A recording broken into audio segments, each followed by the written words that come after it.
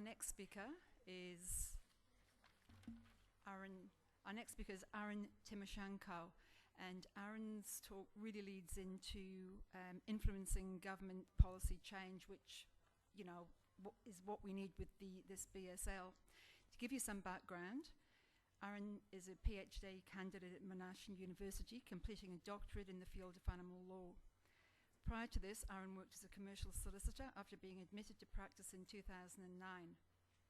He has completed a Bachelor of Laws and Legal Practices with honours, a Bachelor of International Studies and a Diploma of Business. Aaron is the chairperson and co-founder of the Companion Animal Welfare Society Incorporated, a founding member of the South Australian Law Society's Animal Law Committee and a secretariat member of the Barristers Animal Welfare Panel. Can you please welcome Aaron?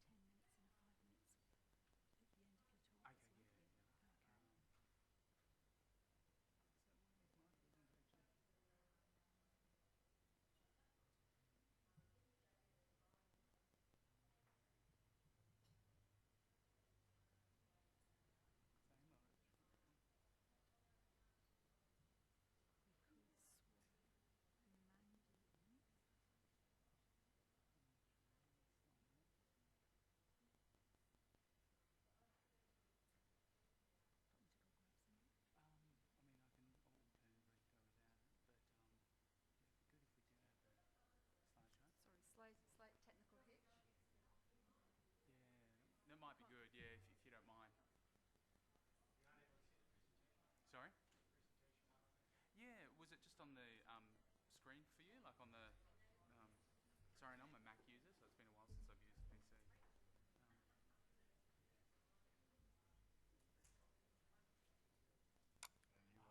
And you are right there we go. Oh, awesome. Thank you so much. At least somebody... And you have slide presentation. You've got your notes up there, your timing and everything's set. Excellent. Thank you so much. Thanks, Mark. Hopefully that doesn't count into my time, because I do apologise. I've got a lot to get through, so if I do go fast, I'm sorry, but I just don't want to get cut off. So this presentation is going to be talking about how to influence government policy, but more specifically how policy actors acting for the interests of companion animals can influence state or federal policy.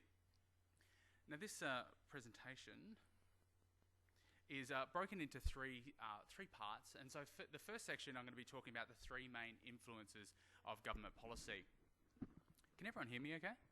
Yep. And specifically I'm going to talk about the general public, I'm going to talk about the role of the media and also policy actors. Then I'm going to examine the policy and legislative process, as this will highlight where the opportunities for influence exist, and it will also illuminate the role of the state or federal government in the regulatory sphere or regulatory space. And finally, I'll bring these sections together and then discuss strategies that can be used to influence government policy. Now, for the purposes of this presentation, I'm going to assume that the goal of this influence is to either pass or amend a new animal protection law. Now, the reason why I've confined the presentation to this policy goal, firstly, for pragmatic reasons. Obviously, if I had a couple of different goals, then this presentation is going to be a lot larger, and I'd definitely be going over time. But secondly, and more importantly, legislation can be particularly effective at banning certain types of conduct or ensuring that certain actions are taken. So, for example, mandatory desexing or mandatory microchipping. And this is especially important where the social, cultural, or religious influences are deeply entrenched. And this is particularly relevant when we're talking about animals in our society. We only have to look as far as the different treatment of cats in our society, especially in respect of partially or semi-owned cats, to see the effect of social and cultural influences at play. One of the other benefits of legislation is that it puts in place a concrete structure.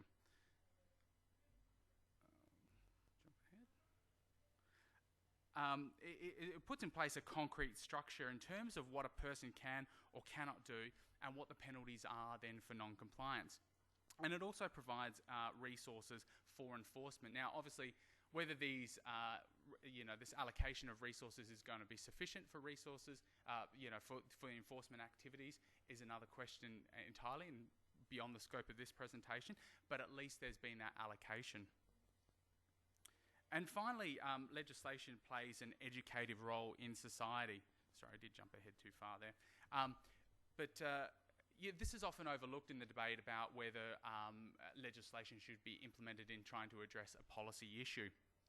The enactment of animal protection legislation sends a normative message to members in society about how we should treat animals, and this sometimes can be more powerful and more potent than actually the enforcement provisions under a particular act.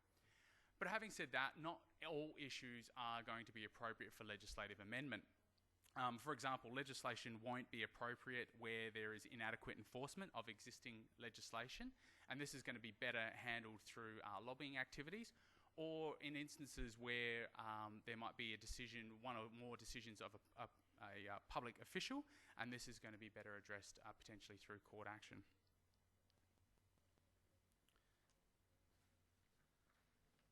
Now, there are many sources of influence in the companion animal regulatory sphere or space, but I just want to focus on the three that are most relevant to influencing government policy in order to affect legislative change. Firstly, policy actors. And so policy actors are individuals or groups that have an interest or a connection with a policy issue, and many of you here today would will be defined as policy actors. They can either be self-interested in the case of business groups, or they can pursue public interest goals. And this presentation is really aimed at this latter group, pursuing the public interest goals, because when I talk about the strategies in the third section, the final section of this presentation, we're going to need to leverage that goodwill, that legitimacy, and that credibility that policy actors acting in the public interest have at their disposal. Secondly, the media is an important influencer. This is because simply this is where most people get all their information from, especially about issues affecting society. Whilst research shows, though, that the media is generally unable to change people's basic political attitudes, the media is very good at affecting people's priorities and what they perceive to be salient problems for the country or for their community. And then this can drive legislative change. Thirdly, the general public. They're the ultimate source of authority in democratic theory, with public opinion, ideally, driving elected officials to enact laws that correspond to the general sentiment of the people. And this is the theory of representative government which we have here in Australia. So in this section, I want to provide an overview of the policy process where the goal is legislative enactment. So this discussion will therefore include the passage of a bill through Parliament, which is important to discuss because it too includes opportunities for influence by policy actors. The first stage is having the target issue identified as a problem, and one that is capable of being solved through government intervention, and that's quite important. This requires the issue having a so-called material reality, and this is just a fancy way of saying that the issue can be explained and explored and that there's evidence of its occurrence. And this material reality makes the issue worthy of government expending its finite resources on trying to fix the problem. Now, the role of policy actors at this stage is to raise the issue with politicians who either are or potentially going to be sympathetic to their cause, and this is referred to as lobbying. But policy actors can also raise awareness through the media, including through new media and social media, to get an issue onto the policy agenda. And this is really important to get the issue onto the policy agenda, because once it's there, it's then up to the government to be able to put forward some potential solutions. Generally, for companion animal welfare issues, excluding a few minor examples, such as the import or export of companion animals and quarantining of those animals, but this is, generally companion animal welfare issues falls under the responsibility of the state or territory legislators, so you need to be approaching those politicians at that level of government. And especially cabinet ministers and the minister responsible for the animal welfare legislation in that state or territory, which, for example, in South Australia is the Minister for Sustainability, Environment and Conservation. They're particularly important to get on board because they steer policy decision making and coordinate the administration of Parliament.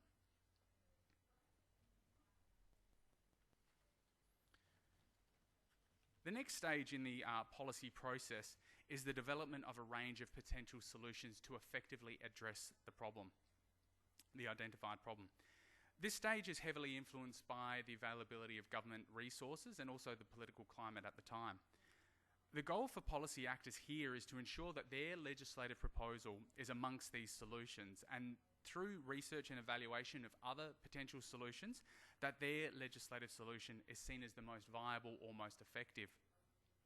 This will require policy actors to critically evaluate their own proposal, but also the other potential solutions using criteria such as cost and benefits analysis, effectiveness and efficiency, environmental impacts and potential employment losses, and also equity and competitiveness considerations. This is because policy actors are far more likely to be able to convince a politician or a policy analyst that their solution is the best way to address the problem if they can acknowledge and justify any trade-offs that are required. In this regard, often a really good source of information in developing and evaluating a solution to a policy issue is to look at what's worked interstate or overseas. And in respect of overseas, especially common law countries like the UK, Canada, and New Zealand. Common law countries are often favoured because of their similarities in their governmental and political systems. These similarities, they help reduce the uncertainty about whether a particular solution, in this case a legislative solution, will work and what the likely consequences are going to be. And this reduces the potential investment of resources by government because the proposal is proven or at least seen to be workable, and this reduces risk, which is something that governments are always keen to do. So a good example is the growing support for the Calgary model in relation to the breed-specific legislation debate, which Mark was talking a little bit about. But given the shared legal and political heritage between Australia and Canada, states and territories where breed-specific legislation is particularly an issue, they're going to have a hard time to sort of argue that this isn't a workable solution, given that shared legal and political heritage.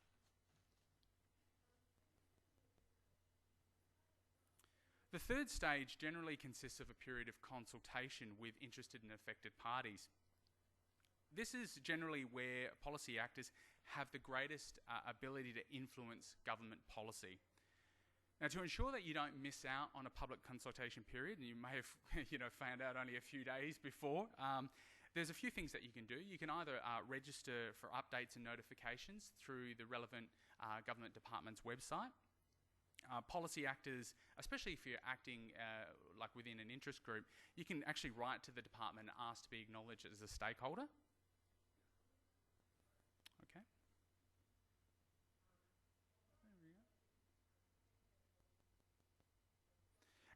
And finally, you can also set up some Google alerts as well, just using some keywords so that you know when a consultation period is likely to get underway. Generally, consultation periods will ask for written submissions, and this shouldn't strike the fear in people's hearts. I know it probably does. When completing a written submission, though, always make sure that you check the requirements. What sort of evidence are they looking for? And most importantly, what's the due date? Sometimes they won't accept late submissions, so all that hard work can amount to nothing. When you're completing your submission as well, the more research and evidence that you can put into your submission, the better. Always make sure you cite your sources as well, because this helps gain credibility and trust with the reader. Having said that, though, submissions don't need to be these massive undertakings. You can actually choose to write a brief submission endorsing the submission of another organisation, and often some of the larger organisations like Animals Australia or RSPCA will publish their submission on their website. You can have a read through, look at that, and then your written submission can say, yes, I endorse their submission in its entirety, or I'd add X, Y, Z to that as well. And there may be other ways to participate as well in the consultation process. So in the recent review of the Australian Animal Welfare Standards for Sheep and Cattle and the Regulatory Impact Statement, Animal Health Australia had an online survey that could also be completed. So look out for those other opportunities if you don't have the capabilities to be able to do a full written submission.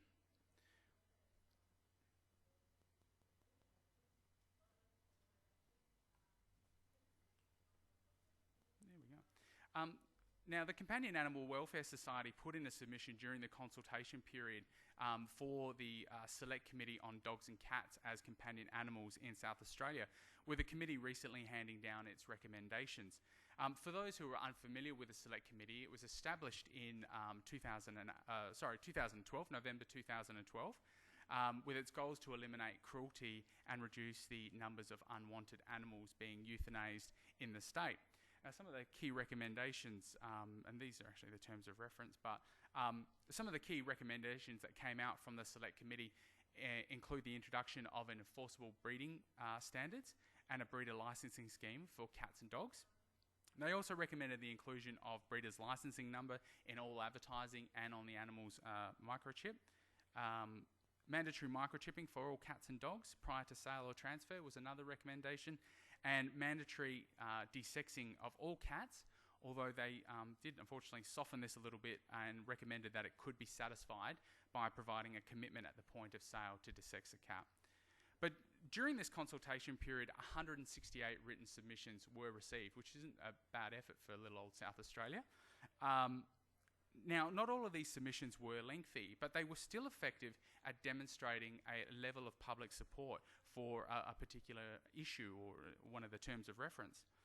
And importance of this is reflected in the approach that the Select Committee took in analysing the submissions received. So you can see from the excerpt from the final report, which is on screen at the moment, how the level of public support for a particular policy goal was calculated.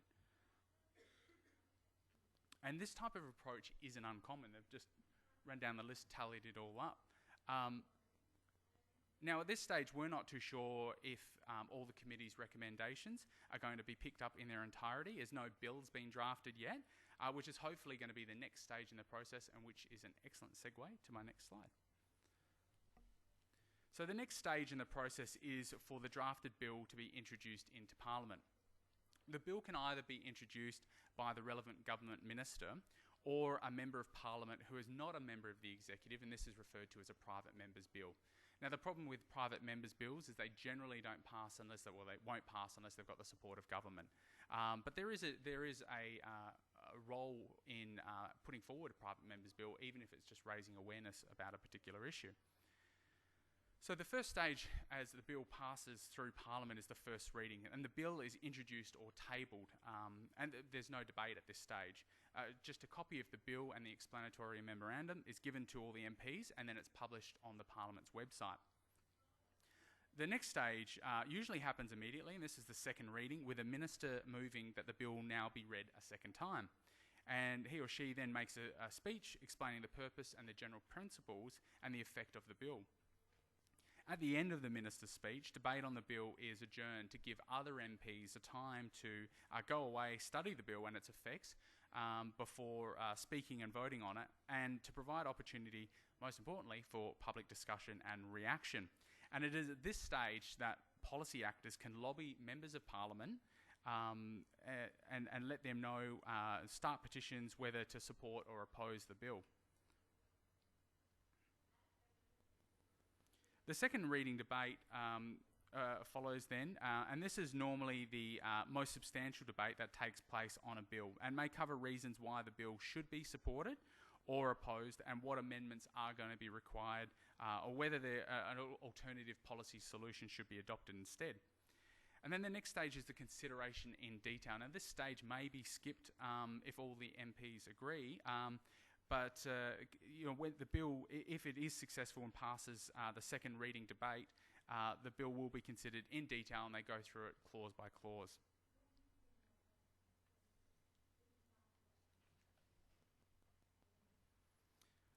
The third reading is normally just a formality at this stage, and this generally occurs immediately after the consideration stage.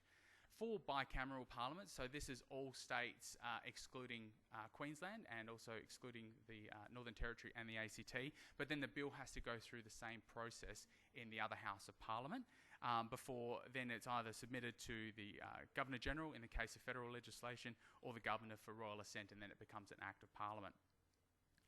So you can see that the opportunities for influencing the content of legislation is fairly restricted at this stage. The only real opportunity for influence comes after that second reading debate.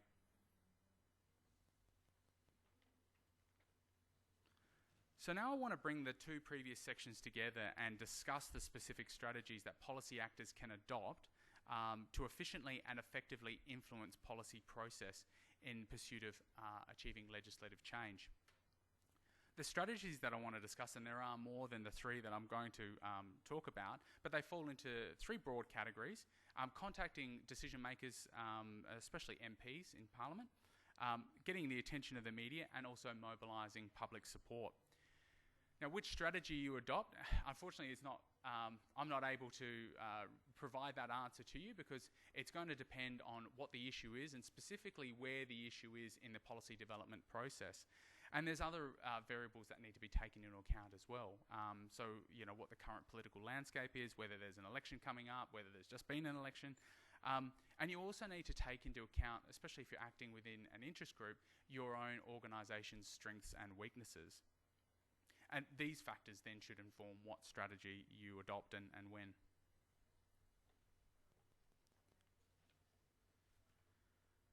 So the first strategy is to approach your MP, and especially the relevant minister if you can get in front of them, and convince them of the merits of your legislative proposal. And this is referred to as lobbying. You can do this either with face-to-face meetings, or you can present position papers or other research to legislators, or you can seek permission to address a parliamentary committee as a part of a public consultation process. To do this effectively, you need to make sure that you approach the MP at the right level of government. As I mentioned earlier, that's generally for companion animal issues at the state or territory level. The other thing you should keep in mind as well is don't exclude the party in opposition. In fact, the best time to lobby somebody is when the party is in opposition, because they tend to be more creative in adopting and working up new proposals. But this does rely, obviously, in the opposition getting into power at one stage, and so you don't want to avoid aligning either your organisation or a particular campaign too closely with one political party. What you're aiming for is bipartisan support to ensure that the successful passage of the bill, regardless of who's in power at the time.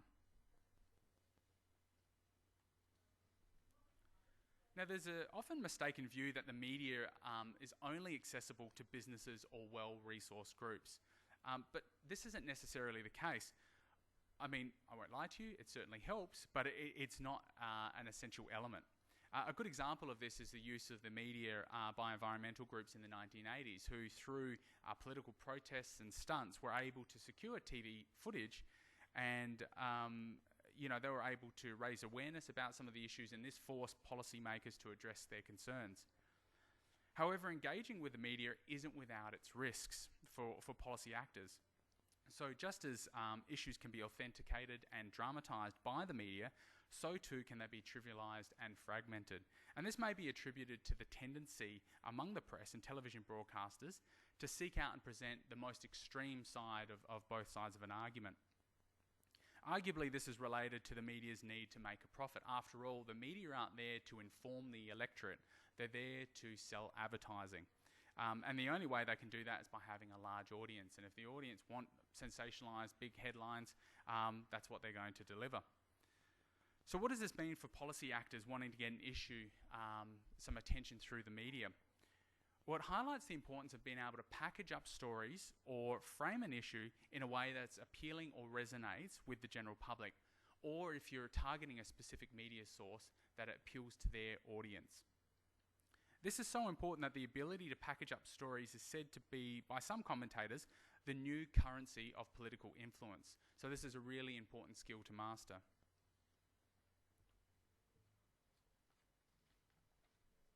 Now, I want to discuss the role of social media and other tools in the context of digital activism. Many of you here today have probably ventured into the turgid waters of the world of digital activism, either as a campaigner or as a participant.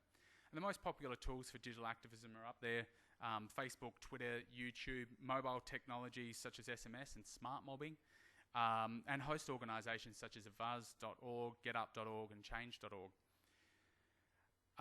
These tools have an enormous potential to expand the capacities of activists and social movements and can help policy actors influence government policy. However, as long-term Australian activist Aidan Rickett warns, digital activism shouldn't replace other traditional avenues for communicating with the public. This needs to be part of your broader media strategy. One of the biggest concerns with digital activism is its effectiveness, of which the jury's still out. There is research, and there's plenty of examples that I'm sure you can think of, where digital activism has proven to be highly effective, especially because it requires minimal financial resources.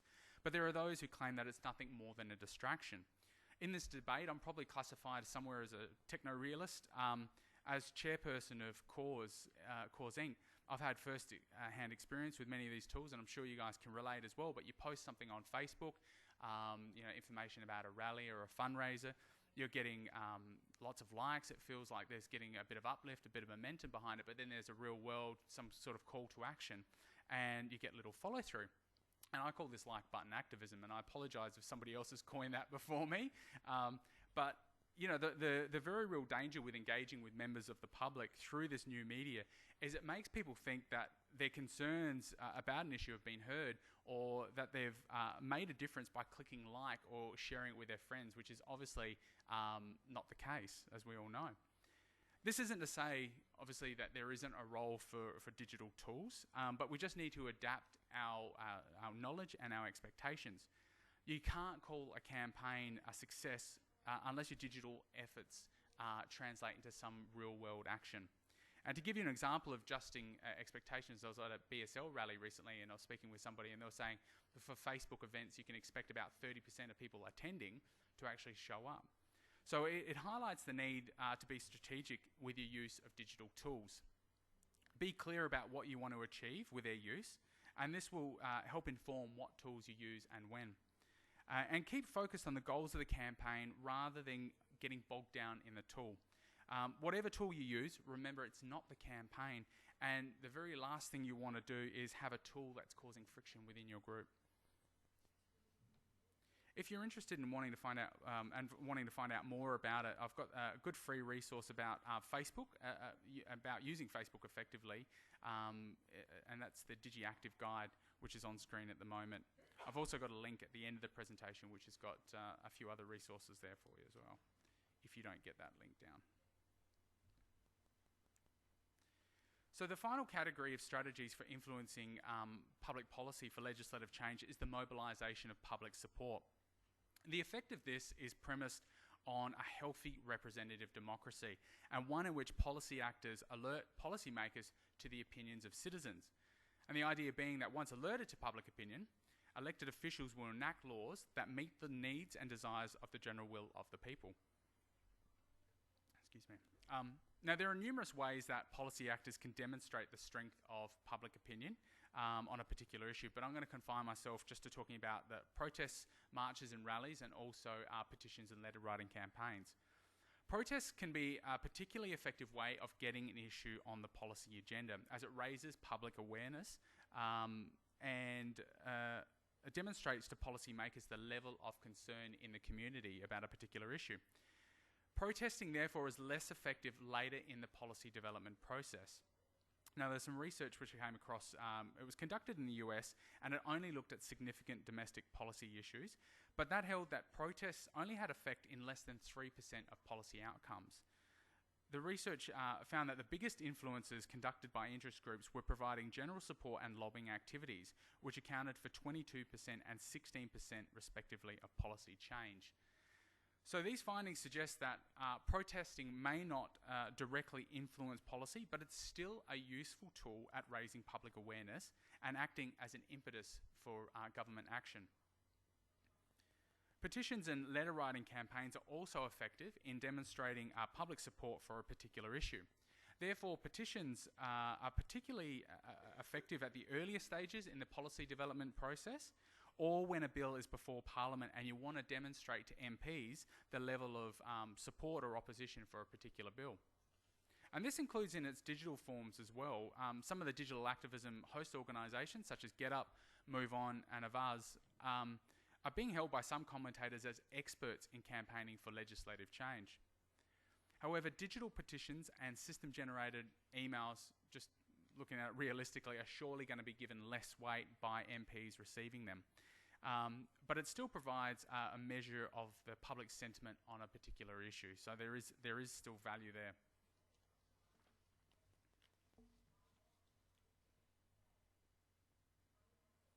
So in this presentation, I've discussed the benefits of pursuing legislation as a policy goal. I've discussed the three primary influences on the development of government policy in the companion animal welfare regulatory sphere. And then I reviewed the policy and development process from getting a particular issue identified as a problem up until the bill is given royal assent and it becomes an act of Parliament, in order to identify the opportunities where policy actors can have the greatest impact. Finally, I examined the three broad categories of strategies that policy actors could utilise in pursuing their goal of legislative change, and specifically making contact with politicians through lobbying and public consultation and the like, gaining exposure through the media, both in its traditional sense but also in respect of new and social media, and finally the ability to mobilise support for your issue, which is particularly valuable earlier and later in the policy development process. Now, I hope throughout this presentation it's become clear that the key is public support. The greater level of public support that you can have around an issue, the greater clout that you're going to have behind you when you are putting forward your policy for legislative change. And whether that's done through lobbying or getting media exposure or applying political pressure through holding protests or letter writing campaigns. So, thank you for your time.